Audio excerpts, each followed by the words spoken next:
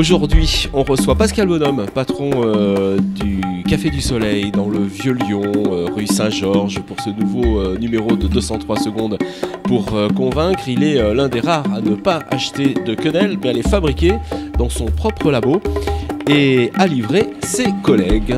Bonjour Pascal. Alors bonsoir, bonjour, bonsoir. Bienvenue, vous connaissez le principe du 203 secondes pour convaincre. Alors oui, voilà. Donc, je vais vous avancer des thèmes et vous avez 203 secondes, c'est-à-dire 3 minutes 38 pour répondre et nous convaincre, Pascal. Là, on va aborder... Voilà, on le sait, vous êtes le roi de la quenelle. On va aborder donc le thème de la quenelle. Alors...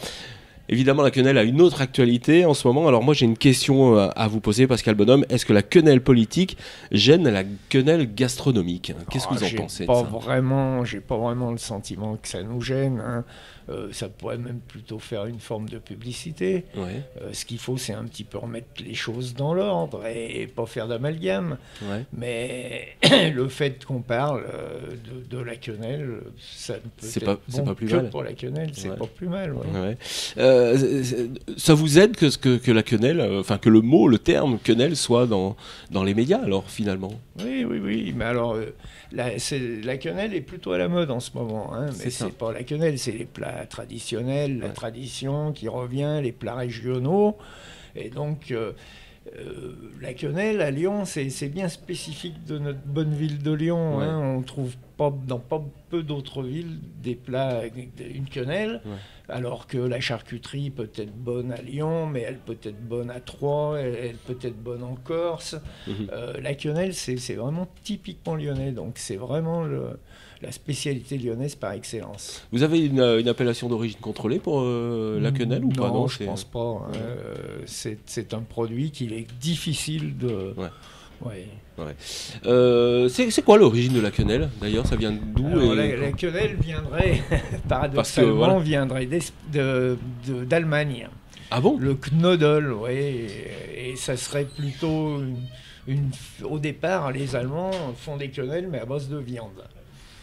D'accord. Et au 19e siècle, on a eu l'idée, vu qu'il y avait beaucoup de brochets dans les Dombes et que ce poisson plein d'arêtes était un peu difficile à manger, un charcutier a certainement eu la bonne idée, en s'inspirant de ces fameux Knödel allemands, de faire une recette, mais à base de poisson et de chair de brochet. D'accord. Voilà, vous en dire plus après. Après, il faut les goûter. Oui, voilà. Comment vous les préparez, vous, les quenelles ? Faites-nous envie. C'est la recette. La recette. Il y a une recette qui est quand même bien connue.